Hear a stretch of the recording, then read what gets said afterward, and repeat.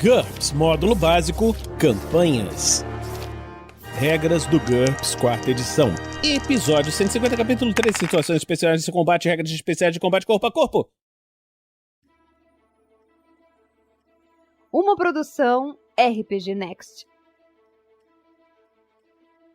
Fala galera, bem-vindos a mais um Regras do GURPS, quarta edição. Estamos aqui para continuar as situações especiais de combate. E aqui comigo está o Heitor. Fala Heitor, beleza? Fala Vinícius, beleza? Sempre um prazer estar por aqui, tudo certo por aí? Tudo tranquilo.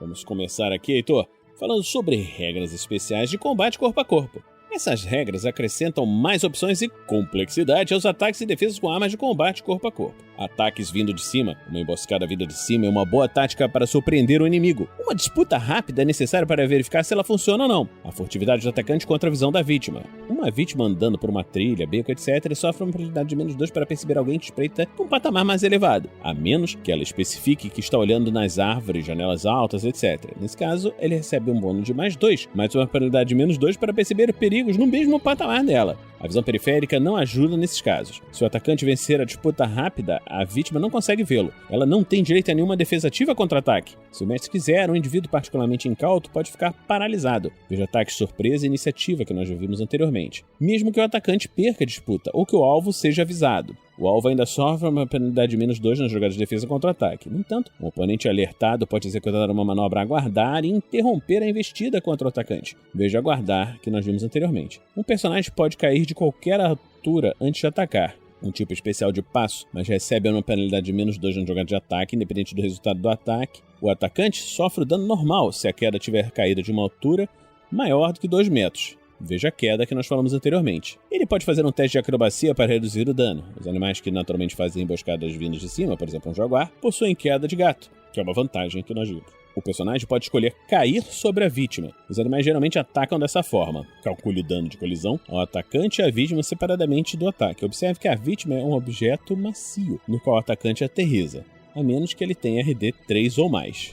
Que beleza. Essa aqui é a regra do Batman, né, basicamente. Combate em diferentes níveis. Suponha que um personagem queira pular em cima de uma mesa e golpear seu oponente ainda no chão, ou abrir o caminho através de inimigos enquanto sobe uma escadaria que leva ao seu objetivo. Se o atacante e o seu alvo estiverem em níveis diferentes, a distância vertical afeta o combate. Essa regra só se aplica a armas de combate corpo a corpo. Para armas de combate à distância, veja atirando para cima e para baixo, como a gente vai ver daqui a alguns episódios. Até 30 centímetros de diferença vertical, você ignora. Até 60 centímetros de diferença vertical, você ignora, exceto se as regras de pontos de impacto estiverem sendo usadas. Nesse caso, o combatente mais elevado sofre uma penalidade de menos 2 para atingir os pés ou as pernas, e um bônus de mais 1 para atingir a cabeça, crânio, rostos ou olhos ou o pescoço. O combatente mais abaixo recebe um bônus de mais 2 para atingir os pés ou as pernas, e uma penalidade de menos 2 para atingir a cabeça. Esses modificadores são cumulativos com as penalidades normais de pontos de impacto. É só uma questão lógica de altura. Até 90 centímetros de diferença vertical é exatamente o começo anterior de 60, só que o combatente mais abaixo sofre uma penalidade de menos 1 nas jogadas de defesa ativa também, enquanto o combatente mais elevado recebe um bônus de mais 1 nas defesas ativas, ele tem um higher ground. Até 1,20 m de diferença vertical é exatamente o começo de 90, só que o combatente mais abaixo sofre uma penalidade de menos 2 nas jogadas de defesa ativa, enquanto o mais elevado recebe um bônus de mais 2. O combatente mais elevado não pode atacar os pés ou as pernas do oponente abaixo. Até 1,5 m de diferença vertical, o combatente mais abaixo não pode atacar a cabeça do oponente mais elevado, que por sua vez não pode atacar os pés ou as pernas do oponente abaixo. O combatente mais abaixo sofre uma penalidade de menos 3 na jogada de defesa, enquanto o mais elevado recebe um bônus de mais 3. Até 1,80 m de diferença vertical, o combatente mais elevado só pode atacar a cabeça do oponente abaixo, que por sua vez só pode atacar os pés e as pernas do oponente mais elevado. Isso não parece muito bom para quem está mais abaixo. Nenhum dos dois recebe nenhum bônus ou penalidade nas jogadas de ataque. O combatente mais abaixo sofre uma penalidade de menos 3 nas jogadas de defesa, enquanto o mais elevado recebe um bônus de mais 3. Isso realmente não parece bem para quem está embaixo. Mais de 1,80 m de diferença vertical. É impossível combater nessa altura, a menos que os combatentes assumam posições esquisitas, tipo, o combatente mais elevado se deita e ataca pela beirada, por exemplo. Nesse caso em particular, ele efetivamente estaria se aproximando de 90 centímetros do alvo, né, porque ele vai estar no chão, que poderia então atacar sua cabeça e seu braço. O mestre deve aplicar bônus ou penalidades que julgar apropriadas a qualquer táticas bizarras que os jogadores decidam. Então é bom que o livro ele ofende, né, enquanto ele explica as regras, ele te chama de esquisito. Modificador de tamanho e alcance. Um personagem com modificador de tamanho maior do que 0 possui um alcance maior com os braços. Aumente o maior alcance da arma de combate corpo a corpo que ele estiver empunhando de acordo com a tabela. O personagem também recebe um bônus de +1 para agarrar e +1 de modificador de tamanho que ele possuir a mais do que seu alvo. Por exemplo, um gigante com modificador de tamanho 3 possui um alcance de 2 a mais que o maior alcance de sua arma. E uma arma de alcance 2, 3 teria um alcance de 2 a 5 metros nas mãos dele. Além disso, para agarrar um humano, um modificador de tamanho 0, ele teria um bônus de +3 nas jogadas de ataque. Contudo, ele não recebe nenhum bônus para agarrar outros gigantes do mesmo tamanho. Aí tem a tabela aqui, né? Modificador de tamanho +1, alcance 0. +2, dá um alcance de +1, +3, +2, etc. Assim seguindo. Aí quando chega aqui, depois do 7, +7 dá um alcance de +10, +8, +15, +9, +20, +10, +30. Uma arma de alcance C passa a ter alcance 1 sem outros efeitos, aqui no caso do modificador de tamanho +1.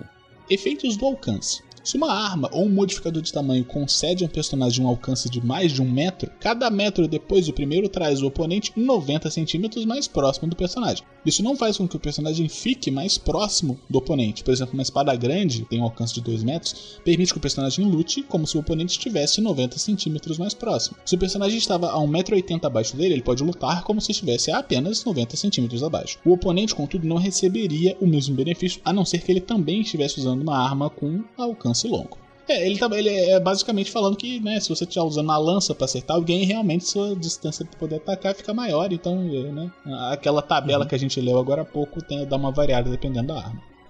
Distâncias comuns. Determine as distâncias usando o bom senso e de acordo mútuo, de antemão, se possível, né, entre as partes envolvidas. Alguns exemplos, por exemplo, é que escadas comuns costumam ter degraus de 20 centímetros de altura. Para simplificar, talvez seja melhor usar 30 centímetros. O assento de uma cadeira tem menos de 60 centímetros de altura. Uma mesa de jantar comum tem menos de 90 centímetros de altura. O balcão de uma loja fica aproximadamente 1,20 m do chão. O capô de um carro, o leito de uma carroça ficam a 90 centímetros do chão. O teto de um carro, o assento de uma carroça ficam mais ou menos 1,5 m do chão. Ele tá só falando, né, assim, determine quais são as alturas antes das pessoas começarem a usar elas, porque isso vai ter problema. Técnicas especiais de combate desarmado. Segue algumas opções adicionais para combatentes desarmados que não querem só socar, chutar ou agarrar. A maioria dessas opções requer as experiências briga, judô, karatê ou luta greco-romana. Um personagem pode melhorar suas habilidades com algumas dessas técnicas. Veja o exemplo de técnicas em combate que nós já vimos lá no passado. Chave de braço. Uma chave de braço é uma tentativa de prender ou incapacitar um oponente torcendo o braço dele. Ela usa as perícias judô ou luta greco-romana. Para executar uma chave de braço, o atacante precisa ter as duas mãos livres e obter um sucesso numa tentativa de aparar desarmado com judô ou luta greco-romana contra um ataque corpo a corpo do oponente. No primeiro turno do atacante, depois que aparar o ataque, ele pode tentar pegar o braço do atacante se esse ainda estiver a até 1 metro dele. Trata-se de um ataque. O atacante entra num combate corporal e faz um teste contra o judô ou luta greco-romana para atingir. O oponente pode usar qualquer defesa ativa, inclusive aparar a mão com uma arma. Se o alvo fracassar na jogada de defesa, o atacante prende o braço dele. O oponente pode tentar se desvencilhar, veja ações depois de ser agarrado que nós já vimos anteriormente. Em seu próximo turno, mas o atacante recebe um bônus de +4 na disputa rápida. Cada vez que o alvo fracassar no teste, ele sofre uma penalidade cumulativa de -1, nas tentativas futuras de se desvencilhar. No próximo turno do atacante, nos turnos seguintes, até que o oponente consiga se desvencilhar, ele pode tentar ferir o braço agarrado. Os combatentes devem fazer uma disputa rápida usando o maior valor entre os NH de judô, luta greco-romana ou AST contra o maior valor entre ST ou HT da vítima. Se o atacante vencer, ele causa o número de pontos de dano por contusão igual à margem de vitória na disputa. A RD natural da vítima, a não ser que ela tenha limitação pele resistente, e a RD de qualquer armadura rígida protege normalmente. Armaduras flexíveis não têm efeito nenhum. Se a vítima tiver o braço incapacitado, ela deixa cair o que tinha naquela mão. A partir daí não é possível causar mais dano ao membro incapacitado, mas as disputas continuam a cada turno. Se o atacante vencer, a vítima sofre choque e atordoamento como se tivesse sofrido dano. Os testes para causar dano são completamente passivos e não contam como ataques. O atacante ainda pode simultaneamente desferir ataques de combate corporal contra o oponente, que se defende com uma penalidade de -4, além das demais penalidades devido ao dano que sofreu. Essa técnica também pode ser usada de forma ofensiva. Em vez de esperar para parar no ataque, o oponente pode agarrar o oponente normalmente com teste de judô ou luta greco-romana. Se o alvo não conseguir se desvencilhar, em seu próximo turno, o personagem pode tentar a chave de braço no turno seguinte, exatamente como se ele tivesse parado no ataque. Cotovelada. É possível atacar um inimigo em suas costas no combate corporal usando uma cotovelada. O atacante faz um teste contra briga -2 ou karatê -2 para poder acertar. Não existem modificadores por ele não estar de frente para o inimigo, mas se aplica uma penalidade adicional de -1 na jogada de ataque se ele quiser visar um ponto de impacto específico. No caso de sucesso, faça normalmente a avaliação de dano de um soco. Uma cotovelada contra um oponente à sua frente é considerada um soco normal. Se você dar a cotovelada de alguém na sua frente é meio pouco prático. Golpe letal. É um golpe que concentra toda a força em um único ponto, um dedo do pé, alguns dedos esticados. Essa é uma opção válida para qualquer soco ou chute com karatê. O atacante faz um teste contra karatê para acertar, mas sofre uma penalidade adicional de -2, além de quaisquer outras penalidades. Ele também causa -1 de dano, mas o dano se torna perfurante em vez de por contusão, o que também permite que o golpe vise os olhos ou os órgãos vitais. Há um porém, a regra de machucando-se, que deve ser aplicada se o alvo tiver RD 1 ou mais, não RD 3 ou mais. Joelhada. Essa técnica envolve um violento e rápido golpe com o joelho. Diferente do chute, ele tem alcance C. O atacante deve fazer um teste contra briga -1 ou karatê -1 para poder acertar. Se ele estiver agarrando o oponente, ele sofre uma penalidade de -2 para poder se defender. Se ele estiver agarrando pela frente, o atacante pode visar a virilha sem penalidades. Que beleza! Em caso de sucesso, faça normalmente a avaliação de dano de um chute. Mata-leão. Essa técnica de judô e luta greco-romana consiste em uma chave usando o antebraço ao redor do pescoço do alvo e a aplicação de pressão à traqueia. Quanto mais a vítima se esforça para sair, mais apertada fica a chave. Essa técnica é capaz de rapidamente submeter um oponente. Para aplicar um mata-leão, o atacante precisa agarrar sua vítima por trás usando as duas mãos. Considere isso como uma tentativa normal de agarrar, usando judô -2 ou luta greco-romana -3. Uma vítima ciente do ataque pode tentar qualquer defesa ativa, mas sofre as penalidades normais por ter sido atacado por trás.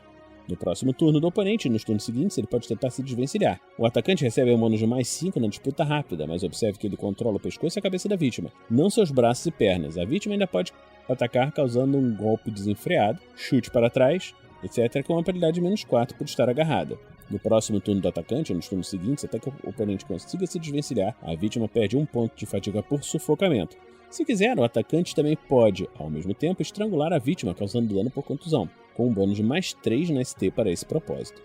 Pisotear. Um personagem pode pisotear uma vítima se seu modificador de tamanho exceder o dela por 2 ou mais, ou apenas por 1 se ela estiver deitada e o personagem não estiver. Pisotear é um ataque desarmado. O atacante faz um teste contra o maior valor entre a DX ou seu NH em briga para poder acertar. A única defesa permitida é uma esquiva. Em caso de sucesso, o atacante causa dano por GDP, de contusão, de acordo com sua ST. Se tiver cascos, acrescente +1 por dado de dano.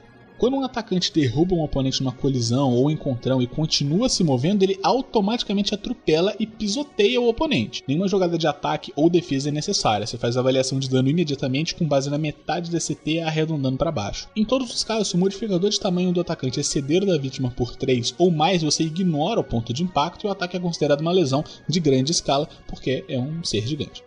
Torcer o pescoço ou membros. Essa técnica envolve a força bruta e consiste em agarrar e repentinamente torcer a cabeça para quebrar o pescoço ou torcer um membro para deslocá-lo ou quebrá-lo. O atacante primeiro precisa agarrar o oponente pelo pescoço ou o membro desejado e usando as duas mãos, veja agarrar. A vítima pode tentar se desvencilhar em seu turno. Se ela fracassar, no próximo turno do atacante, os combatentes iniciam uma disputa rápida, usando a ST-4 do atacante contra o maior valor entre a ST ou a HT da vítima. Se o atacante vencer, ele causa dano, golpe de balanço, contusão no pescoço ou no membro. O dano no pescoço sofre um modificador de ferimento normal de vezes 1,5. A RD natural da vítima, a não ser que tenha limitação persistente, a RD de qualquer armadura rígida, o protegem normalmente. Armaduras flexíveis não têm nenhum efeito. O atacante pode repetir essa ação nos turnos seguintes, mas o oponente também pode atacá-lo ou tentar se desvencilhar, sempre sofrendo as penalidades normais por estar agarrado. Armas improvisadas. Um personagem pode querer atingir o oponente com algo diferente de uma arma real. Nesses casos, o mestre deve tratar os objetos como armas com as quais eles mais se pareçam. Então, uma bengala, por exemplo, poderia ser um bastão curto, um porrete ou um bastão. Uma ferramenta pesada seria equivalente a uma massa, um malho. Uma corrente serviria como uma massa estrela desajeitada e assim por diante. Se uma arma improvisada for particularmente desajeitada, se acrescenta uma penalidade de -1 a -3 na jogada de ataque, ou nas tentativas de aparar com ela, ou se simplesmente aumenta a ST mínima necessária. Se ela for mais curta ou leve que a arma real do mesmo tipo, ou não muito afiada, por exemplo, se for tentando imitar uma lâmina, por exemplo, você reduz o dano ou o alcance. Então nós terminamos aqui mais esse episódio do Regras do GURPS 4ª edição. Esperamos que você esteja gostando dessa série. Se você está gostando dessa série, considere nos apadrinhar em picpay.me/rpgnext ou em padrim.com.br/rpgnext. Heitor, você quer deixar algum recado pra galera? Eu deixo o recado de sempre, um convite pro pessoal dar uma checada no Bar da RPG, que é o projeto de produção de conteúdo de RPG que eu tenho com a minha esposa Jaqueline. A gente está ativo principalmente no Instagram, em @bardabardarpg. A gente espera que vocês gostem e se puderem dar uma passadinha lá pra dar uma olhada, enfim, seguir a gente agradece pra caramba. Beleza, então. Então estamos terminando por aqui e a gente se encontra na próxima semana aqui no RPG Next. Regras do GURPS 4ª edição. Músicas por Kevin MacLeod e Scott Buckley. Uma produção RPG Next.